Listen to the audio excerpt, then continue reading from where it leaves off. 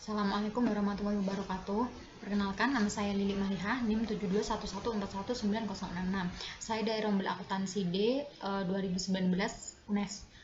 Baiklah, di sini saya akan menjelaskan secara singkat mengenai menggunakan teknologi informasi dalam menjalankan perdagangan elektronik atau yang biasa dikenal dengan sebutan e-commerce.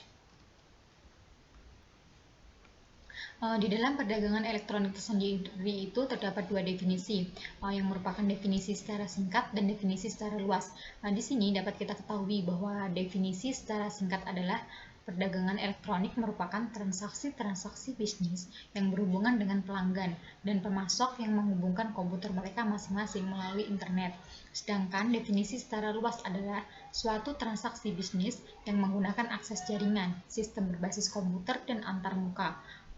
Sebuah brosur web akan memenuhi persyaratan sebagai perdagangan elektronik atau e-commerce. Selanjutnya ada e-commerce di luar batas perusahaan. Yang pertama ada e-commerce bisnis ke konsumen atau yang biasa disebut dengan B2C. Di sini itu mengacu pada transaksi-transaksi yang terjadi antara sebuah bisnis dan konsumen pada akhir produk. Selanjutnya yang kedua ada e-commerce bisnis ke bisnis atau yang biasa disebut dengan B2B. Di sini mengacu pada transaksi antar bisnis di mana tidak ada pihak yang menjadi konsumen akhir. Selanjutnya ada manfaat yang diharapkan dari penerapan e-commerce itu sendiri. Yang pertama yaitu perbaikan layanan pelanggan sebelum, selama, dan setelah penjualan. Kemudian yang kedua, perbaikan hubungan dengan pemasok dan komunitas keuangan. Selanjutnya yang ketiga ada peningkatan imbal hasil ekonomis serta pemegang saham dan investasi pemilik. Jadi dari manfaat-manfaat di atas itu diharapkan memberikan kontribusi pada stabil keuangan perusahaan dan memungkinkan bersaing secara lebih baik di dalam dunia bisnis yang semakin luas menerapkan teknologi komputer ini. Selanjutnya adalah kendala-kendala e-commerce. Yang pertama yaitu biaya yang tinggi, yang kedua kekhawatiran masalah keamanan, dan yang ketiga adalah piranti lunak yang belum mapan atau yang belum tersedia.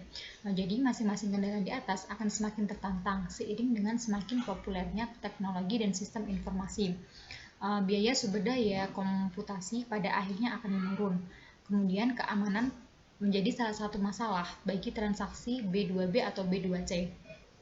Selanjutnya yaitu ruang lingkup e-commerce. Jadi e-commerce ini bersifat dinamis karena sifatnya tersebut sehingga ruang lingkupnya pun dapat berubah selama waktu hanya beberapa bulan saja. Jadi di Amerika Serikat e-commerce telah mencapai tingkat pertumbuhan pada tahun 2003 lebih dari 15% setiap tahunnya. Jadi kemudian tingkat pertumbuhan ini dapat mengalami perlambatan pada waktu tertentu, tetapi kemungkinan akan terus berlanjut selama beberapa tahun mendatang. Selanjutnya adalah intelijensi bisnis. Jadi intelijensi bisnis atau bisnis intelijensi atau yang biasa kita kenal dengan BI adalah merupakan suatu aktivitas atau pengumpulan informasi mengenai unsur-unsur di dalam lingkungan yang berinteraksi dengan perusahaan. Jadi di sini ada basis data eksternal, merupakan basis yang tersedia sejumlah basis data komersial penting yang memberikan informasi mengenai hampir semua subjek. Jadi perusahaan akan semakin condong untuk melakukan pencarian eksternal sendiri untuk kecerdasan pasar. Pencarian eksternal ini telah dibantu dengan fakta bahwa sekarang ini perusahaan-perusahaan banyak yang memberikan informasinya sendiri melalui web. Jadi mesin-mesin pencari adalah cara paling populer bagi seseorang untuk mendapatkan informasi yang tersedia pada web tersebut. Mesin pencarian adalah program khusus yang menanyakan satu kata atau kelompok kata kepada pengguna untuk dicari. Salah satu contoh mesin pencari yang paling populer adalah Google, yang merupakan sebuah situs atau layanan yang digunakan untuk mengakses informasi melalui web. Selanjutnya yaitu strategi e-commerce dan sistem interorganisasional. Jadi, di sini strategi yang paling sering disebut-sebut adalah strategi di mana unsur-unsur yang ada dikaitkan dengan transmisi data elektronik. Nama yang paling sering digunakan adalah iOS. Manfaat iOS tersendiri ada efisiensi komparatif, yaitu memproduksi barang dan jasa dengan tingkat efisiensi yang lebih tinggi dan menjualnya dengan harga yang lebih murah atau yang lebih rendah. Efisiensi komparatif ini ada efisiensi internal dan efisiensi interorganisasional. Jadi, efisiensi internal ini merupakan perbaikan dalam operasi-operasi perusahaan itu sendiri. Sedangkan efisiensi interorganisasional meliputi perbaikan-perbaikan yang dilakukan melalui kerjasama dengan perusahaan-perusahaan lain. Kemudian yang kedua ada kekuatan penawaran. Nah, di sini kekuatan penawaran itu merupakan kemampuan perusahaan untuk menyelesaikan perselisihan dengan para pemasok dan pelanggan demi keuntungan perusahaan.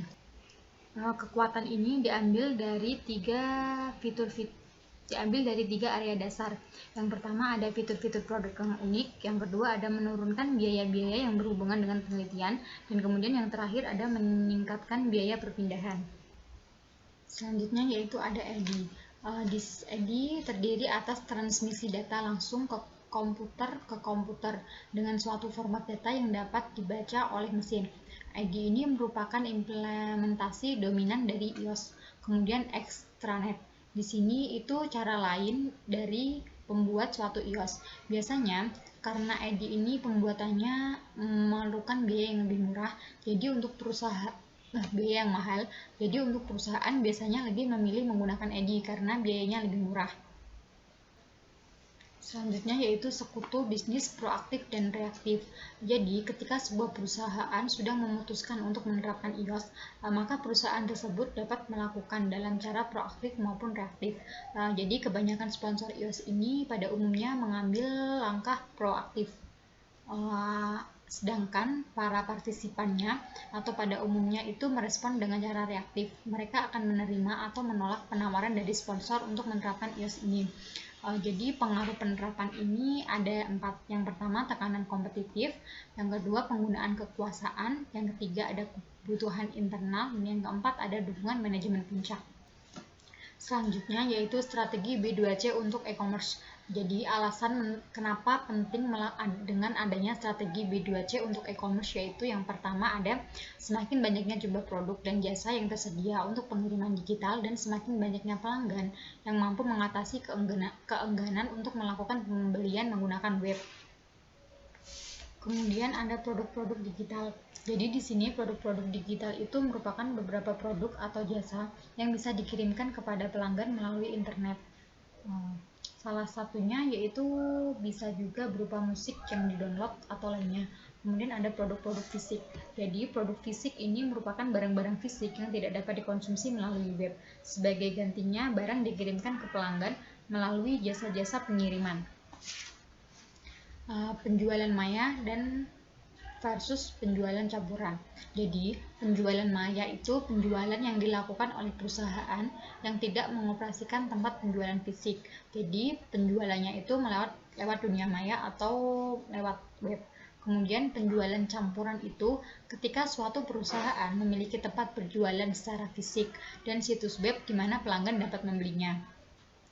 Satu kesulitan masalah yang biasanya dihadapi oleh perusahaan yang menerapkan penjualan maya itu adalah kesulitan menjelaskan informasi mengenai produk yang dijual agar tidak membingungkan pelanggan. Penjualan campuran biasanya disebut juga sebagai dengan operasi pick and click. Jadi kebanyakan perusahaan memiliki tempat penjualan karena biasanya hal tersebut dibutuhkan untuk merencanakan bisnisnya. Langkah-langkah e-commerce berikutnya. Yang pertama ada perdagangan bergerak, adalah penggunaan telepon seluler dan asisten digital pribadi untuk melakukan e-commerce pribadi. Yang kedua yaitu ada nirkabel berkelas bisnis di semua tempat. Jadi ini merupakan komunikasi nirkabel yang kecepatannya cukup memadai untuk penyedia jasa komunikasi yang sama dengan telepon seluler. Namun untuk dapat mengakses jaringan telepon atau komunikasi yang cepat atau stabil, kita pertama-tama harus melakukan langkah yaitu membeli sebuah kartu seluler untuk laptop, kemudian mengakses komunikasi seluler, dan hal ini itu memerlukan biaya ekstra atau biaya lebih. Kemudian saran-saran untuk keberhasilan penggunaan internet. Yang pertama, pastikan situs web yang Anda gunakan itu kuat. Yang kedua, pastikan brosur dan struktur basis data fleksibel dan intuitif. Kemudian menentukan isinya. Yang keempat, sering diperbarui. Yang kelima, melihat di luar pelanggan. Yang keenam, tunjukkan isi pada kebutuhan spesifik pengguna. Yang ketujuh, menjadikan internet intuitif. Kemudian yang ke-8, berada di lokasi web yang tepat. Kemudian menciptakan rasa